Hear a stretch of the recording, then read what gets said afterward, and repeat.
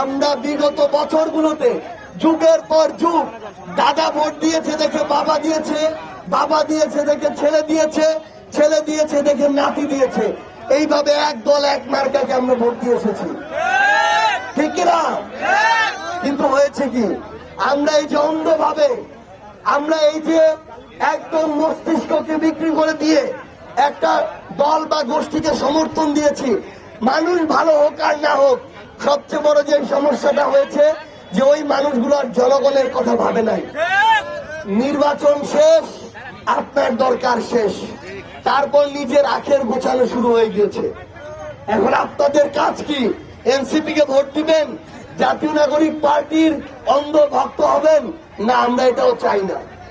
আমরা চাই আপনার এই খানসামায় দিনাজপুরে যেই মানুষটা সবচেয়ে ভালো যোগ্য জনগণের কাছে আসে, জনগণের কথা বলে, আপনারা তাকে সমর্থন করে আপনাদের প্রতিনিধি বানান।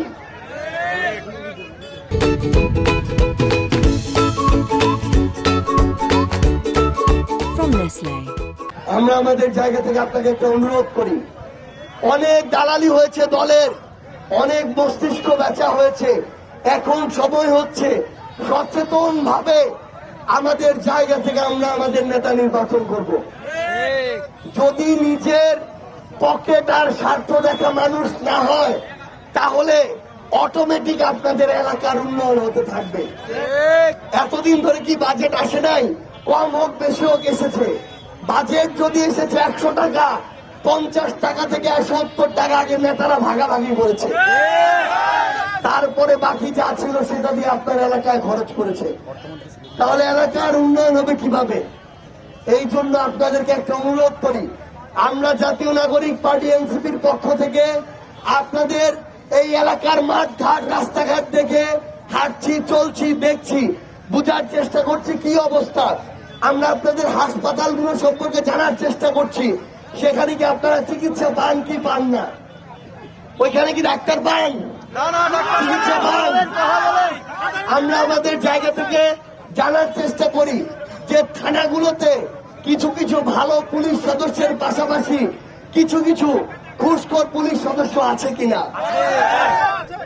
আমরা আমাদের জায়গা থেকে জানার চেষ্টা করছি ভূমি অফিসে গেলে টাকা ছাড়া আপনাদের কাজ হয় কিনা।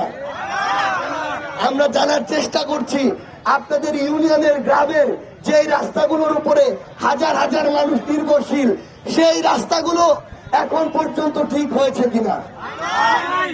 তাহলে আমাদের সামগ্রিকভাবে একদম স্পষ্ট করে বলি, যে আপনার কাছে ভোট চাইতে চাইবে সে আপনার নেতা নয়, যে ভোট চাইতে আসবে সে নেতা নয়, যে আপনার এই প্রয়োজনগুলোর জন্য কথা বলবে এবং কাজ করবে সেই হচ্ছে আপনার নেতা।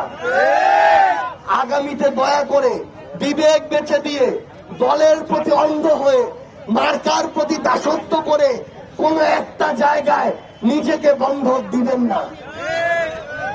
ভালো মানুষকে সামনে এগিয়ে দিন, দেখবেন অটোমেটিক সবকিছু ভালো হওয়া শুরু করেছে। আপনাদেরকে পরিশেষে একটাই অনুরোধ করি, আমরা যদি দেশের পরিবর্তন চাই, খানসামা পাকেরহাটের পরিবর্তন চাই, দিনাজপুরের পরিবর্তন চাই, আগে নিজে পরিবর্তন হতে হবে। এই ঘর থেকে পরিবর্তন শুরু হতে হবে। নিজে নিজের সুবিধা মতো চললাম, আরেকজনের সাথে তলে তলে ধান্দাবাজি করলাম, আর উপর দিয়ে সবকিছুর ভালো আশা করলাম, জীবনও ভালো হবে না। কারণ সবাই যদি ওই একই কাজ করে, খালি নিজের স্বার্থ বুঝে, তাহলে এই একটা এলাকার স্বার্থ, একটা দেশের স্বার্থ কে বুঝবে? তাইলে তো আমরা ওই এমপি আর চেয়ারম্যানদেরকে দোষ দিতে পারি না, তারা নিজের স্বার্থ বুঝে ওরকম করে পকেট গুছায়। এই জন্য আমরা আমাদের নিজেদের জায়গা থেকে আমরা যেন প্রত্যেকে আগামীর বাংলাদেশে নিজের এই বিবেকটাকে জাগ্রত রেখে সত্যের পক্ষে থাকি, ন্যায়ের পক্ষে থাকি। যারা অন্যায় করে, দুর্নীতি করে, চাঁদাবাজি করে, সিন্ডিকেট চালায়, ক্ষমতার অপব্যবহার করে, আপনাদেরকে শোষণ করে, টাকা ছাড়া কোনো কাজ করে না, এই সব কালপ্রিটদেরকে বয়কট করতে হবে।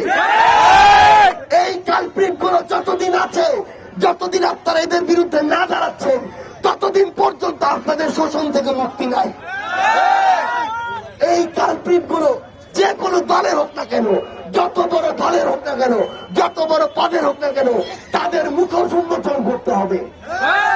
আমরা আপনাদেরকে অনুরোধ করি, আমরা আজকে এখানে কথা বলছি দেখে আপনারা আমাদেরকে শুধু সমর্থন দিবেন এটা আমরা চাই না। আমরা এরকম অন্ধভক্ত চাই না। আমরা চাই আপনাদের বিবেকবোধ জাগ্রত। আপনারা ভালো করে জানুন, বুঝুন, তারপরে সিদ্ধান্ত নিন। যদি এটা আমরা করতে পারি তাহলে আগামীর বাংলাদেশ, আগামীর পাকেরহাট, খানসামা, দিনাজপুর আমরা একসাথে গড়ে তুলতে পারবো। আমার বাবারা, চাচারা, ভাইরা, বোনেরা, হাজার হাজার লাশ চোখের সামনে দেখেছি, মায়ের আর্তনাদ দেখেছি, একমাত্র সন্তানকে হারানোর চিৎকার দেখেছি। ঢাকা শহরের অভ্যুত্থানের ওই রাজপথে রক্ত দিয়ে কালো রাস্তা লাল হয়ে যেতে দেখেছি। ওই শব্দগুলোই আপনাদের সামনে বলতে এসেছি। আমাদেরকে নির্বাচিত করতে হবে এটার কোনো দরকার নাই, কিন্তু ওই মানুষটাকে নির্বাচিত করেন যেই মানুষটা নিজের আখের গুছানো বাদ দিয়ে দেশের কথা চিন্তা করে।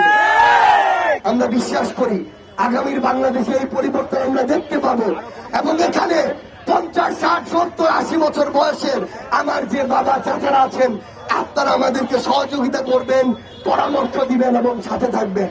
সেই পর্যন্ত ইনশাআল্লাহ আপনাদের সাথে আমাদের আবারও দেখা হবে লড়াইয়ের রাজপথে অথবা সংগ্রামে। সবাই ভালো থাকবেন, সুস্থ থাকবেন। ইনকিলাব জিন্দাবাদ, জাতীয় নাগরিক পার্টি এনসিপি জিন্দাবাদ, খানসামা, দিনাজপুর জিন্দাবাদ।